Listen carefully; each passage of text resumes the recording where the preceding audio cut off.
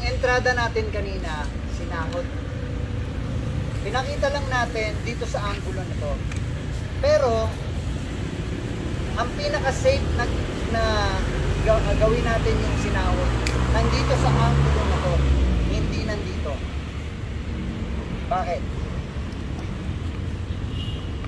Kasi, diba, slash, ano ka dito?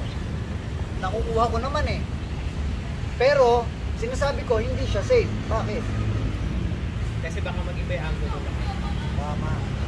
Kasi hindi mo alam kung yan ay talagang dyan o kung yan ay magbabago. Kaya ang sinahod, ang pinakamaganda, di ba? Halimbawa, ano ka dito, yan, bumalik ka doon. Yan ang sinahod. Or, hindi man dito sa sirada, nanggaling dito pa rin.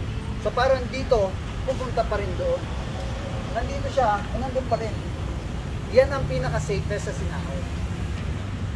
Pero kung nandito kayo, ang gagamitin natin dito sa strike na to, either way, saksaka kahit na ano, ito. Sinangahan ang tawag. Oh, nandito na outer edge ng blade. Para kunin yun, ayun, nandun na agad. Diba? Kahit na, ayan, ito, diagonal ang strike niya, downward diagonal.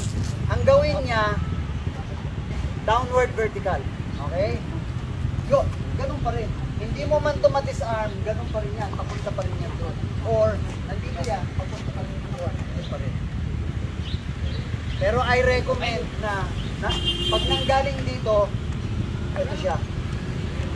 Pero pagka kunwari, nagsaksak siya, pinatras mo, tapos pinanatan mo, ayun na yung sinahod. Okay? Oh, so gusto ko lang maintindihan nyo yun. Gusto ko lang maintindihan nyo. Ngayon, ang gagamitin nyo ngayon ay sinangahan. Ito na yung pang-5.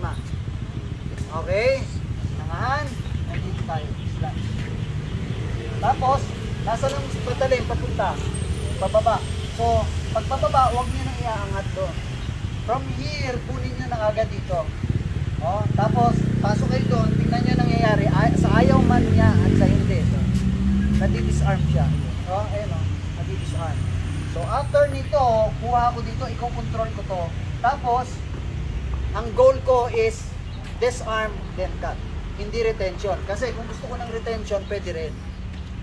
Pero ang goal natin ngayon is disarm. So, dito ang kumuha ito. Ayun, nandun na agad. Ayun na naman, oh. Nandun ka na naman, pupunta dun sa drill natin. Okay? Ulit. Ang gagawin ko ngayon, para meron kayong, malawak pala yun.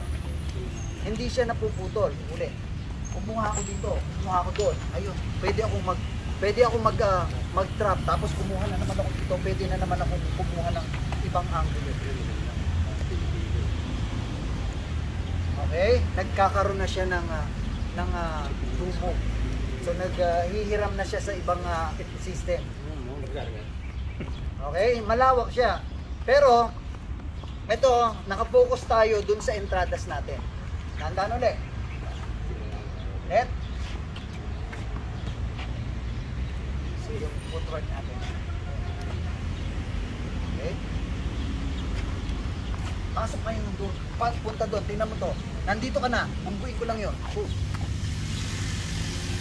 Kung ayaw ko naman bungguin, hindi nandun naman din ako.